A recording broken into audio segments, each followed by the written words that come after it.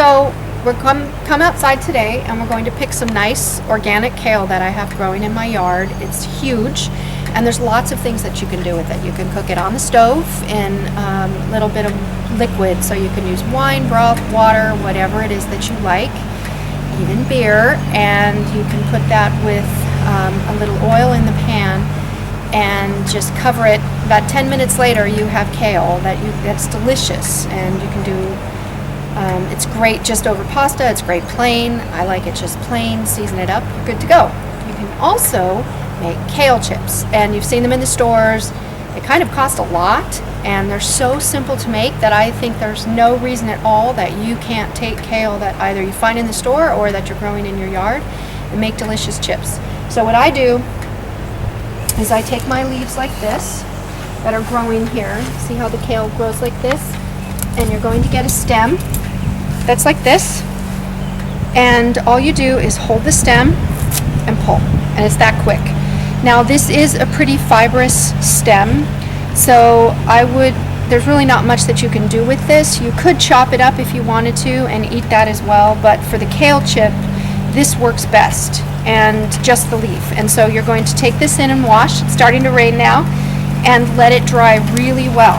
The other kind of kale that works beautifully is this heirloom dinosaur kale here. You can see somebody else likes it too.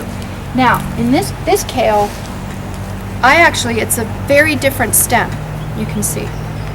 It's a lot more pliable, where this is kind of hard, and I don't even do anything with this when I make a kale chip out of this type of kale. I use it stem and all, and I love it like that. My kids love it like that. So that's what we're going to show you when we go inside. Thanks. Now here's that kale that we were looking at earlier. And all I've done is stem it, and then I'm washing it. I'm going to dry it thoroughly before I bake it at 375 degrees, about 10 to 20 minutes, after I've salted and peppered it to make some delicious, healthy kale chips. All you do is cover it with a little oil of choice. You might use vegetable oil or olive oil, and salt and pepper it if you like, and bake it. And I'll show you what it looks like when it's all done.